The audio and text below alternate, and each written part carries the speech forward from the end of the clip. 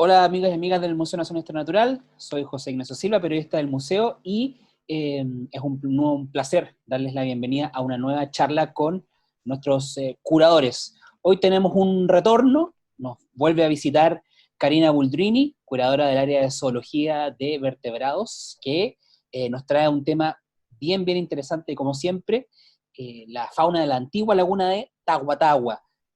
¿Cómo estás, Karina? Hola José Ignacio, bien, gracias. ¿Y tú cómo has estado? Bien. Listos para escuchar lo que tengas que compartirnos. Un tema bien interesante y entretenido. Bueno, muchas gracias. Le agradezco también al público por visitarnos y ver esta presentación. Así es que les voy a contar esta historia narrada por los huesos. La antigua laguna de Tahuatahua es un sitio que ha despertado el interés de los científicos y de la comunidad en general desde hace mucho tiempo. O sea, nosotros tenemos esta zona ubicada en la región de O'Higgins, en el valle de San Vicente de Tahuatahua, en el valle de Chile Central. Acá tenemos una imagen referencial la ciudad de Santiago, la ciudad de San Vicente de Tahuatahua, y 6 kilómetros al sur de la ciudad de San Vicente encontramos entonces esta zona donde se ubicaría la laguna de Tahuatahua. Esta zona entonces ha despertado el interés desde tiempos inmemoriales por parte de investigadores. Los primeros registros escritos que nosotros tenemos de la laguna de Tahuatahua se remontan a mediados de 1600, con las primeras menciones que hace Alonso de Ercilla respecto a la presencia de una gigantesca laguna en la región de O'Higgins. Posteriormente, esta laguna es visitada por naturalistas emblemáticos, como es el caso de Claudio Gay, que visita la zona en 1830 y describe la belleza y la abundancia de fauna y flora que existe en esa zona. En la descripción de Claudio Gay se reconoce la presencia de una gran diversidad de aves propias de ambientes de humedales, muchas aves zambullidoras, y que hoy en día también podemos ver en ambientes lacustres o de humedales. Y también describe el interesante fenómeno de las islas flotantes. Estas islas se caracterizaban por ser grandes cuerpos de materia vegetal y de plantas entrelazadas que podían atravesar la laguna con el viento, moviéndose de un lado a otro. Por los registros escritos que existen, se sabe que estas islas flotantes o chivines eran de gran tamaño y que podían soportar incluso el peso de un animal como un caballo o una vaca. Eso hacía que fuera recurrente que en ocasiones los animales se acercaran al borde de la laguna pastando o a tomar agua, y que sin darse cuenta se subieran a estos chivines, que posteriormente eran trasladados por las corrientes de aire, de viento, y entonces los animales desaparecían. Existía un fenómeno de desapariciones recurrentes de animales en los alrededores de la laguna, que era una laguna muy grande, tenía alrededor de 30 kilómetros cuadrados. Entonces, esto también da origen a la leyenda del monstruo de la laguna de Tahuatahua, que sería un organismo que arrastraría a estos animales desaparecidos, los arrastraría hasta el fondo de la laguna. Otros investigadores, como el botánico Carlos Bertero, también visita la zona y describe la presencia de la flora del lugar. Y también recibe visitas como la de Charles Darwin, que en 1834 visita la zona interesado a partir de las descripciones que entrega Claudio Gay de la diversidad faunística y florística de la zona. Entonces, los naturalistas desde esos tiempos ya reconocen la laguna de Tahuatahua como un lugar de gran relevancia para el estudio de la biodiversidad. Más o menos por las mismas fechas que Darwin visita la zona, el dueño del predio donde está la laguna decide desaguar parte de esta laguna para utilizar los terrenos con fines agrícolas. Sin embargo, las faenas que se estaban desarrollando, que tomaron largo tiempo, construcción de desagües, conocidos en la zona como el socavón, Lamentablemente estas obras generaron el colapso, o sea, colapsaron en algún momento y generaron el desagüe de la laguna.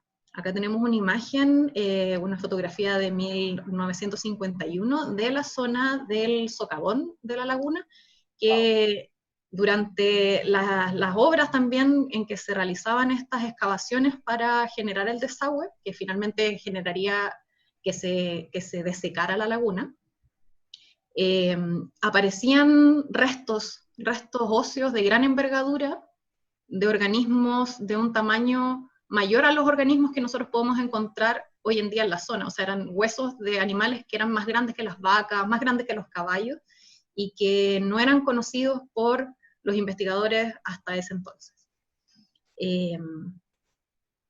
Esto entonces, si bien hizo, por una parte, afectó en gran medida a la fauna que habitaba la laguna, despejó o dejó a la vista una historia de esta laguna que comienza mucho antes que la historia escrita que tenemos nosotros de la laguna.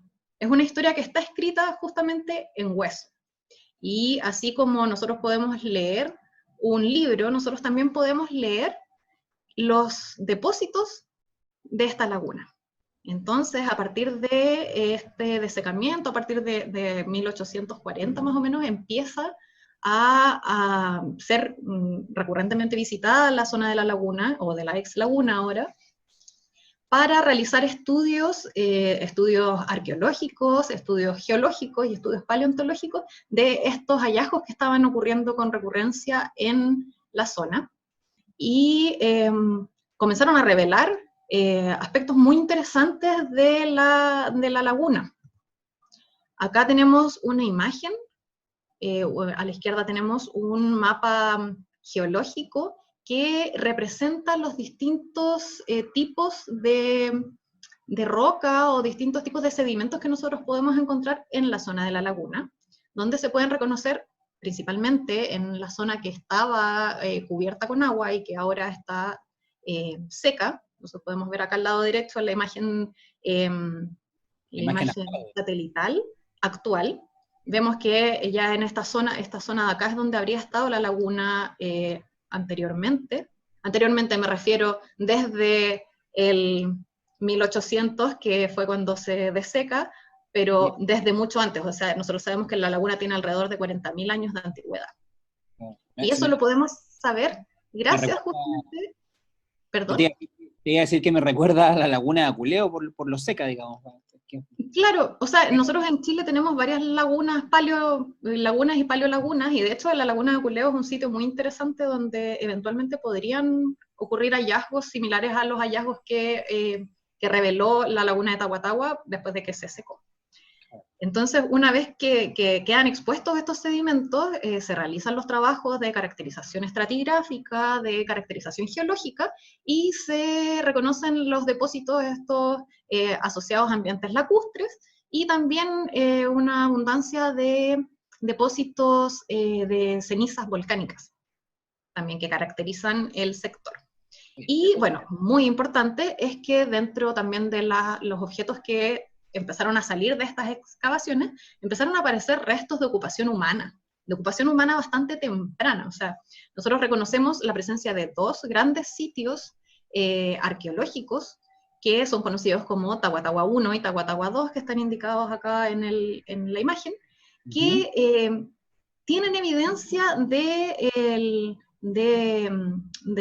poblamiento americano bastante temprano. O sea, estamos hablando de una antigüedad alrededor de los 10.000, 12.000 años de antigüedad. Uy, bastante. Es bastante, y por lo mismo también se convierte en un sitio obligado por parte de los arqueólogos que trabajan en temas de poblamiento americano temprano. Ahora bien, junto con estos restos arqueológicos, también encontramos estos restos de los grandes mamíferos que fueron, obviamente, llamaban mucho la atención por su envergadura, y que además presentaban evidencia de interacción con el ser humano. O sea, nosotros tenemos marcas de corte, tenemos marcas de fuego, que ahí se puede evaluar cuáles son entonces las relaciones que existían entre la fauna y los habitantes antiguos de la zona. Entonces es un sitio que es muy interesante desde el punto de vista arqueológico, geológico y paleontológico. Entonces, desde el descubrimiento de los primeros restos hasta la actualidad, se han desarrollado una serie de importantes trabajos de la arqueología, desde la geología y desde la paleontología, que nos han permitido reconstruir y entender esta historia a partir del registro de los huesos, del polen, de los estratos, de los sedimentos, las puntas de flecha, etc. Entonces han habido grandes investigadores que han contribuido enormemente al conocimiento de la laguna de Tahuatahua, como es el caso de Julio Montané, Lautaro Núñez, Rodolfo Casamiquela, Carolina Villagrán. Entonces tenemos un gran aporte y una gran investigación científica realizada en esta zona. Aún así, la laguna de Tahuatahua nos sigue entregando y nos sigue sorprendiendo con nuevos hallazgos y con nuevos descubrimientos. Entonces es un sitio que yo creo que todavía tiene mucho que entregar y esperamos poder seguir retomando las investigaciones en la zona. Ahora los primeros restos de animales que llamaron la atención, evidentemente por su tamaño, fueron los restos de caballos, de ciervos y de mastodontes.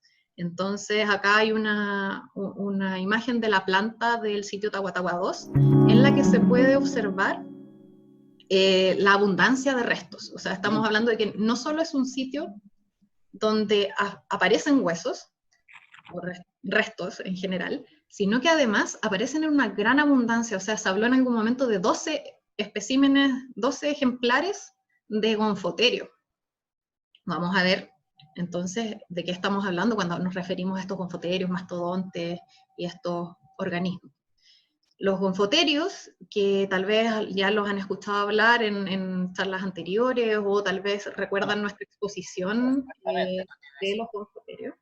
Sí, que estuvo en San Vicente, que hoy, dicho sea de paso, estuvo en San Vicente Tahuatahua, nuestra Gonfoterios, con mucho éxito. Sí, de hecho está ahora en el Museo Escolar Laguna de Tahuatahua, está disponible para visitar. Bueno, los gonfoterios pertenecen al orden de los proboscideos, son animales que están emparentados con los elefantes actuales y con los otros elefantes extintos, como en el caso es el caso de los mamuts. ¿Ya? Entonces nosotros tenemos el caso de los gonfoterios, son una familia de mastodontes sudamericanos, que habitaron entonces ampliamente en distintos sitios de Sudamérica, y que nosotros encontramos también un registro bastante extendido en nuestro país, desde la región de Coquimbo hasta los lagos, en una gran diversidad de sitios, donde la laguna de Tahuatahua constituye también uno de los sitios que ha aportado más al conocimiento de esta especie o de esta familia en nuestro país. Acá tenemos una imagen de algunos de los restos que aparecen, que pueden aparecer, que aparecieron en este caso en el sitio Tahuatahua 1. Tenemos restos de maxilares, o sea, de la serie dental superior. Tenemos también restos mandibulares, o sea, de la serie inferior. Tenemos restos dentales, vertebrales, de las extremidades inferiores, pelvis, etcétera. O sea, una gran diversidad de restos óseos que a nosotros nos permiten identificar qué organismos son los que están presentes. Ahora, uno puede decir, bueno, pero ¿cómo sabemos qué organismo es? Porque cuando uno encuentra el primer hueso, antes de saber que aquí habían gonfoterios, ¿cómo podemos nosotros saber que eso es un pariente de un elefante? Y bueno, eso se puede hacer a través de una herramienta que se llama anatomía comparada, que a nosotros nos permite reconocer elementos anatómicos, morfológicos, en distintas estructuras, en este caso los huesos, que son lo que se preserva de mejor manera en el registro fósil, y compararlo con otros organismos actuales y ver las similitudes que tenemos de estos caracteres, y poder entonces asociarlos a estos organismos actuales. Ahora, siempre hay que tener en consideración que algunos de estos rasgos se podrían generar como rasgos semejantes a través de una convergencia, por ejemplo, por el hábito, por el modo de vida. Sin embargo, entonces para eso también existen otras herramientas como el análisis filogenético, que a nosotros nos permite entender los caracteres morfológicos en la historia de parentesco de los organismos.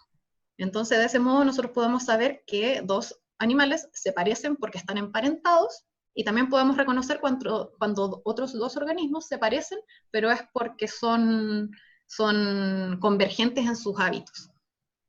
En el caso de los gonfoterios, entonces tenemos que comparten una serie de características con sus parientes, los elefantes africanos y los elefantes actuales en general, y también comparten otras características con los otros proboscideos extintos, como los mamuts. Entonces tenemos, por ejemplo, la presencia de estas defensas, y en general la anatomía corporal ósea, que es característica o distintiva de los elefantes. Ahora, para poder reconocer entre una especie y otra, es necesario profundizar más en otros caracteres, como por ejemplo algunos atributos de los dientes o de otros elementos que nos van a permitir entonces reconocer entre una especie y otra. Entonces, estos fueron como los primeros elementos óseos que llaman la atención de manera importante en la laguna de Tahuatahua. Y acompañados con estos también aparecían restos de ciervos y caballos. Dentro de los elementos que permiten identificar la presencia de ciervos, en este caso de un ciervo que pertenecen al grupo de los arteodáctilos, tenemos al Antifer ultra, que sería un ciervo de un tamaño no muy grande, pero sí considerable para encontrarlo entonces a simple vista en estos yacimientos, en estos depósitos. Y tenemos también restos de sus cornamentas, restos dentales y también otros restos de las extremidades, que nos han permitido entonces identificar la presencia y corroborar la presencia de este ciervo y también de otros ciervos indeterminados dentro de la fauna que compone entonces esta laguna. También se ha confirmado la presencia de caballos, como es el caso del Lipidium principale, pero este caballo no es del mismo género que los caballos actuales, que son del género Equus, que nosotros podemos encontrar, sino que estos son un linaje de caballos que se diferenció en Sudamérica mientras América estaba desconectada de los otros continentes. Entonces, tenemos entonces este caballo que ahora actualmente está extinto, y por eso entonces reconocemos que tiene atributos que, si bien son bien característicos de los équidos y de los perisodáctilos, que son el orden al que pertenecen, tenemos otras características como por ejemplo una cabeza de mayor tamaño y otros rasgos que los diferencian de los ecus. Parecido al caballo americano que tenemos nosotros a la salida del museo, o sea, a la entrada, perdón. Claro, sí. Pariente, algún tipo de parentesco. Me parece que el que está fuera del museo es un Unipidium saldiasi, y que es también un representante de este género que está presente en distintos lugares de Chile, pero en el caso de la laguna de Tahuatahua, el que se identificó es el Lipidium principale, que sería el grupo hermano del que tenemos afuera del museo nosotros. De este animal, acá al lado izquierdo vemos algunos restos de las extremidades, tenemos elementos de las patas traseras, que en el caso de los caballos en general nosotros vemos que son elementos que son bastante característicos, ya que los caballos son un tipo de ungulados que apoyan su peso en la punta en la falange ungual, de hecho por eso se denominan ungulados. Y tenemos que entonces las patas de los caballos están muy modificadas, difieren mucho de, por ejemplo, nuestras manos, dado que tienen esta condición de apoyarse solo y cargar todo el peso del cuerpo en la punta de un dedo, o sea, lo que nosotros vemos que en la puntita de la pata de un caballo es un dedo. Entonces, encontrar elementos propios de las extremidades de estos animales también sirven mucho para hacer estas identificaciones. Ahora, estos eran los primeros organismos que llamaban mucho la atención, sin embargo, nosotros no son los únicos elementos que están presentes en los ambientes y en particular en la laguna de Tahuatahua. Junto con estos elementos de megafauna, que nosotros podemos considerar todos los elementos de la fauna que pesan más de 50 kilogramos, tenemos asociado una gran cantidad de organismos de menor tamaño, conocidos o referidos generalmente como la fauna menor o la fauna acompañante, que nos sorprende con la gran diversidad que incluye. O sea, nosotros acá tenemos una muestra de algunos elementos, al lado izquierdo vértebras de peces, y al lado derecho elementos, ramas mandibulares y maxilares de la serie dental, de roedores y de marsupiales, o sea, lo que vamos a denominarlos como los micromamíferos. Entonces, junto con estos también teníamos una gran cantidad de elementos de anfibios, de peces, de reptiles, aves, en gran cantidad. O sea, nosotros debemos tener más de 6.000 ejemplares distintos de estos elementos de fauna menor que han sido estudiados y se ha identificado entonces la identidad taxonómica o la especie, género o familia a la que pertenece. Esto es un trabajo no menor, ya que muchas especies, en particular las especies que existen hoy en día, están descritas y se reconoce una especie de otra por atributos morfológicos externos, por ejemplo, en el caso de las aves, el plumaje, la coloración, y en el caso de la laguna de Tahuatahua, lo que nosotros encontramos son los huesos. Entonces, para poder llegar a hacer las asignaciones de las especies que habitaron en la zona, fue necesario revisar una gran cantidad de colecciones de referencia de esqueletos, como las que tenemos nosotros en el área de zoología de vertebrados, y también otras albergadas en la Universidad de Chile, en la Universidad Austral, y distintas organizaciones y organismos que se dedican a la investigación científica y que resguardan entonces estas colecciones osteológicas. Entonces, a partir de esta observación de una gran cantidad de elementos óseos, de sus atributos morfológicos, se pueden hacer las comparaciones necesarias para llegar a asignar un elemento fósil a una especie en particular, o en género, si es que no es posible llegar a la asignación a nivel de especie.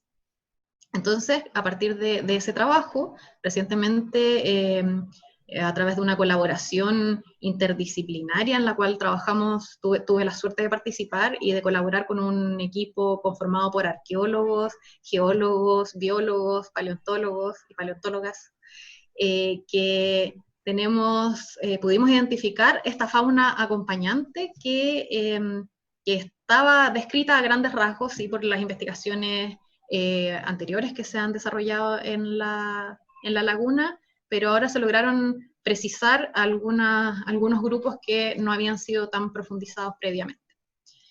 Entonces, partimos por los peces, que son muy abundantes en el registro.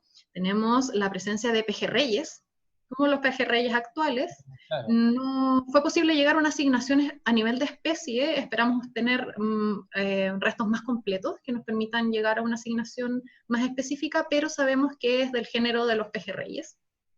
Y tenemos algunos elementos bien característicos, como los preopérculos, que están en la zona donde están las branquias, cercana a la zona de las branquias, y tenemos también otros elementos de la zona cefálica. También tenemos vértebras, tenemos muchas vértebras de pez que nos permiten entonces evaluar la abundancia o considerar la abundancia que tenían estos organismos en esos tiempos. Tenemos también una diversidad de anfibios, una gran abundancia también de restos de anfibios. Es impresionante lo abundante que eran las ranas en la laguna de Tahuatahua hace 12.000 años atrás. En esto se han reconocido dos especies de rana, por una parte la rana chilena, la Calyptocephalelas galli, y también tenemos el sapo espinoso, la Rhinella spinulosa, que también se cuentan con abundantes restos craneales, esqueléticos, vertebrales, etcétera. Y también lo interesante es que tenemos representación no solo de adultos, sino que también se pueden observar los organismos juveniles de estas especies.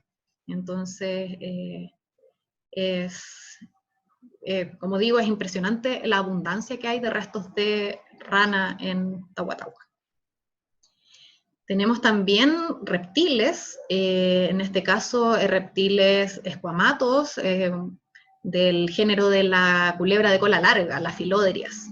Tenemos vértebras, las vértebras de culebra o de reptil en general son bien características porque tenemos que una cara es cóncava y la otra cara es convexa. Acá vemos esta morfología muy característica de las vértebras de los reptiles, y bueno, otros atributos han permitido asignarlo entonces a este género donde está incorporada la culebra de cola larga, que aquí tenemos una fotografía. De las aves, que también son impresionantemente abundantes, tenemos una gran diversidad y abundancia, principalmente de aves típicas de humedal, aves zambullidoras, aves patos, tahuas, tenemos pato jergón, por ejemplo, el pato juarjual, la tahua de judete amarillo, la tahua de judete rojo.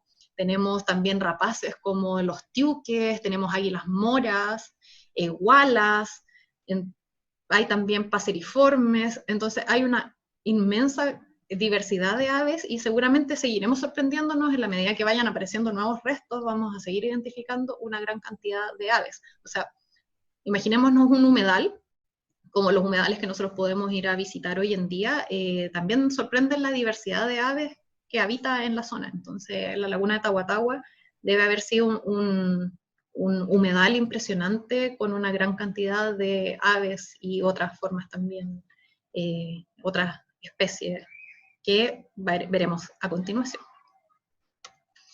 Tenemos también una gran diversidad y abundancia de roedores principalmente octodontoideos, y también la presencia de un marsupial, una yaca. Acá hay una referencia de la yaca Latilamis elegans. Y de los roedores tenemos presencia del ratón lanudo, el Abrotix. Tenemos cururos también, el Spalacopuxianus, tunducos, Aconaemis, Deus, una gran variedad de Deus. Tenemos el Deus es el ratón cola de pincel. Tenemos el Deus común, el Deus de los matorrales y el Deus costero. Además también tenemos ratón chinchilla, el Abrocoma veneti, y coipos, el Myocastor coipus. Entonces vemos que hay un ensamble bastante rico de roedores y también semejante a lo que nosotros podemos observar hoy en día en ambientes similares a lo que habría sido la laguna de Tahuatahua.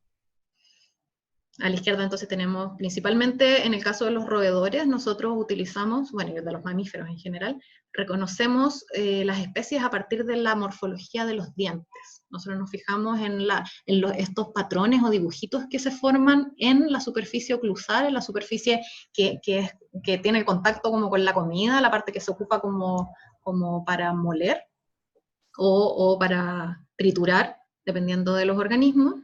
Y vamos a poder reconocer entonces atributos que son bien característicos de los distintos grupos de mamíferos. Entonces, por ejemplo, en el caso de las yacas, acá reconocemos molares que son con cúspides agudas, que nos hablan de una dieta insectívora, mientras que en el caso de otros roedores tenemos, bueno, los roedores tienen una característica que sus dientes son bien planos en la superficie oclusal porque están desgastando constantemente los dientes. O sea, por eso también se llaman roedores, porque están royendo todo el tiempo. Entonces eso les gasta la superficie y tienen todas las superficies oclusales planas.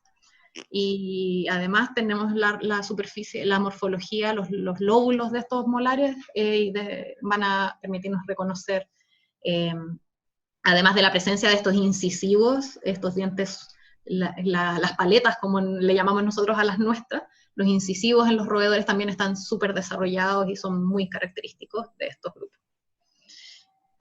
Tenemos también invertebrados. Hasta ahora el único invertebrado que se ha registrado es el caso de Bionfalaria tahuatahuensis, es un molusco de agua dulce, un caracol, que es también abundante en varios niveles distintos de la laguna de Tahuatahua y funciona un poco como indicador también del ambiente.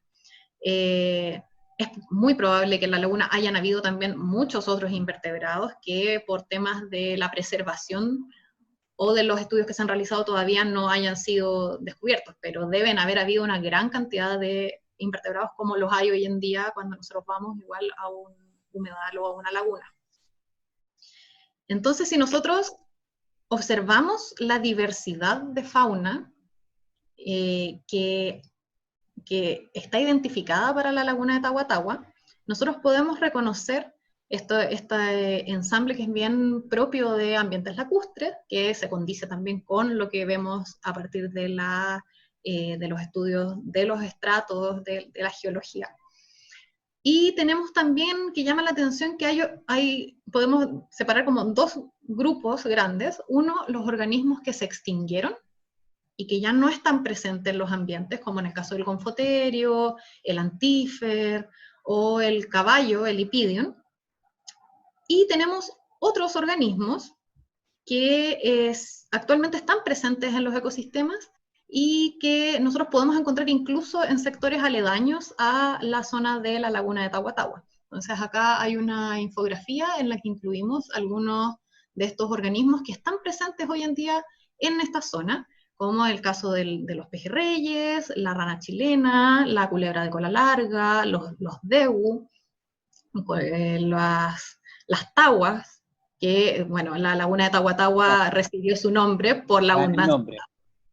Entonces siguen siendo muy abundantes y a pesar de que la laguna se secó, hoy en día es posible observar esta fauna en los alrededores, en pequeños humedales o cuerpos de agua que hay cerca de la zona. Tenemos también la presencia de zorros, también que no mencioné previamente, pero que también se ha reconocido la presencia de estos en el registro fósil. Entonces, el tema de las extinciones, de la megafauna en este caso, porque vemos que las especies que son más chiquititas perduraron en el tiempo. Sin embargo, las especies que eran de una mayor envergadura, como los gonfoterios, los caballos, los ciervos, ya no están presentes no solo en esta zona, sino que sufrieron un proceso de extinción en toda Sudamérica. De hecho, por ejemplo, en el caso de los proboscidios, nosotros actualmente solo encontramos los elefantes asiáticos y africanos, no tenemos tampoco mamuts. Y eso entonces ha generado un gran interés por parte de la comunidad científica para comprender los fenómenos que están asociados a este evento de extinción. Entonces, en ese sentido, nosotros tenemos varias hipótesis que hablan respecto a cuáles podrían haber sido las causas de la extinción de esta megafauna, que habría ocurrido hace alrededor de 11.000 años, en el paso del Pleistoceno al Holoceno. Bueno, lo que se observa es que en ese entonces nosotros veníamos saliendo de un periodo glaciar. O sea, nosotros tenemos las famosas eras del hielo, que habría ocurrido y que tendría como su término entre los 13.000 y 10.000 años antes del presente. Habría ocurrido el periodo del tardiglacial, o sea, cuando ya se están como acabando, es como la última porción de este periodo glacial. Y tenemos entonces ahí que la evidencia del registro polínico, el registro del grano, los granos de polen fósil, nos indican que habría habido un paso en este intervalo entre los 13.000 y los 10.000 años, un cambio importante en la vegetación, pasando de un ensamble en el cual se observaba, por ejemplo, una presencia abundante de robles, de coigües, de mañíos, que hoy en día es muy característica del bosque valdiviano, que está 300 kilómetros al sur de la laguna de Tahuatahua, y pasamos entonces a reconocer otros elementos que son más característicos de un clima más árido. como herbáceas, gramíneas y ya como más vegetación más tipo matorral. Entonces, esta vegetación está respondiendo también a un cambio climático general, hay cambios de temperatura global que están ocurriendo en este periodo, y eso genera también un impacto sobre la fauna.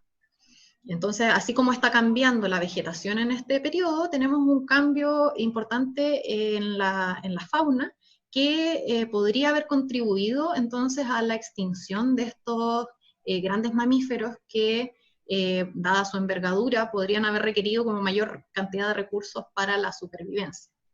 Ahora también hay quienes plantean que estos organismos ya venían un poco disminuidos en su abundancia debido al periodo de glaciación previo y que no fue como un periodo, un único evento de glaciación, o sea, tenemos como varios eventos de congelamiento y de avance y retroceso, por así decir, de estas masas importantes de hielo. Y tenemos también, bueno, esta es la reconstrucción de cómo se habría visto la laguna con estos organismos conviviendo. Tenemos al fondo los confoterios, que como volvemos hoy en día en los elefantes, similar, Claro. bien metidos en el agua, distintos organismos, las ranas, los coipos, las taguas, los deu, acá anda la culebra también, el cururo, distintas aves, rapaces, etc.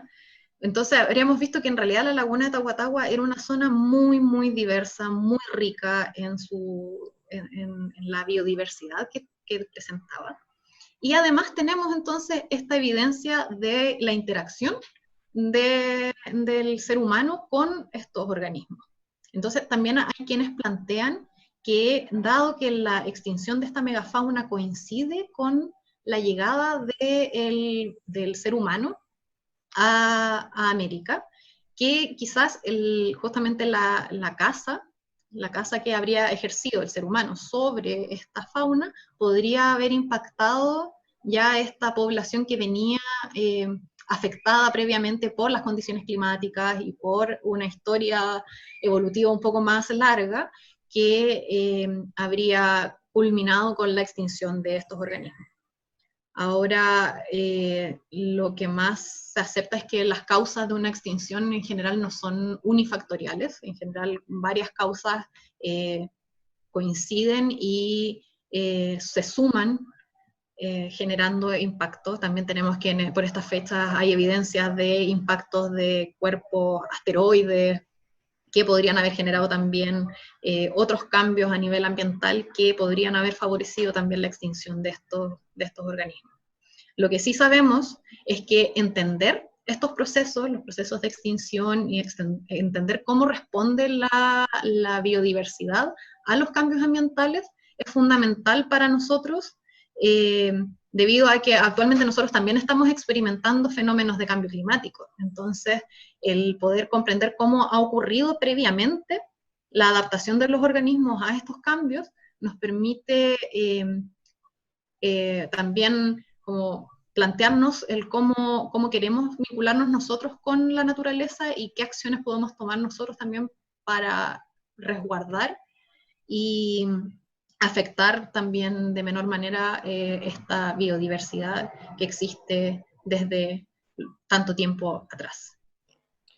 Perfecto. Oye, bueno, Karina, te cuento. Nosotros, como siempre, abrimos las charlas para que la gente nos haga preguntas y nos llegó una vía Instagram de @terimspa que nos consulta de qué manera la comunidad que hoy habita la laguna o la zona de la laguna se relaciona con los fósiles encontrados. Bueno, en la zona de San Vicente de Tahuatahua se da un fenómeno muy bonito respecto a la vinculación de las comunidades con su patrimonio, el patrimonio paleontológico en este caso, y también con el patrimonio natural. O sea, nosotros tenemos varias iniciativas y organizaciones comunales o de la zona que se han encargado de dar a conocer y de hacer partícipe a la comunidad en distintos tipos de actividades que buscan divulgar y el patrimonio de la zona, ya que, bueno, además de este sitio en particular, hay varios otros sitios de gran interés arqueológico también en los alrededores, Cuchipú y Santa Inés, etcétera. Y entonces estas organizaciones han favorecido también la vinculación con la comunidad y el como apropiarse también de este patrimonio que es suyo, y el desarrollo también de actividades, por ejemplo, de atractivos turísticos. Entonces por esta zona se realizan, por ejemplo, tours hacia la zona de la laguna. Tenemos el Museo Escolar de la Laguna Tahuatahua, que cumple un rol fundamental ahí, y está al lado de los sitios, donde también se educa y se realiza investigación sobre lo que se habitó en la zona. Y tenemos también que se realizan jornadas recurrentemente, por ejemplo, llevan a cabo las paleojornadas, que se realizan una vez al año, y no recuerdo en este momento en cuántas ocasiones se han realizado, pero tengo la impresión de que ya van más de 5 años en que se han realizado estas jornadas, en que participan ilustradores, paleontólogos, geólogos, la comunidad, y entre todos se juntan y conversan acerca de este patrimonio y los nuevos descubrimientos y de esto que es tan maravilloso y que efectivamente conmueve tanto a la comunidad. También no solo se quedan en temas de la fauna extinta o de la fauna que ya no está, sino que también tenemos que se realizan hartas actividades relacionadas a la biodiversidad actual. Entonces se ha hecho un muy buen trabajo de reconocimiento del patrimonio natural de la zona, y también se hacen jornadas, por ejemplo, existen las jornadas de aves, bueno, no jornadas, son jornadas de aves de Tahuatahua. Realizan entonces estas actividades donde participan ornitólogos y la comunidad, y también visitan zonas donde pueden hacer avistamiento de aves, y se puede también vincular con el conocimiento que tenemos de cómo eran estos ambientes antes, a través de lo que nos cuenta el registro paleontológico. Sí, bueno, un montón de actividades que hacen, bueno, y es una zona muy rica, tanto en, como tú bien lo dices, pues en historia, en paleontología, en el pasado y también en el presente. Karina, yo te quiero agradecer esta nueva charla, súper interesante, realmente nos has traído un tema que bien apasionante como el de la Laguna Tahuatahua y toda la cantidad de fauna y de historia que tiene. Así que muchas gracias por compartirnos este tema, y a todos los que nos están viendo, muchas gracias por sintonizar nuevamente una charla de Museo Nacional de Historia Natural. Que estén muy bien y cuídense mucho. Nos vemos. Chao, gracias.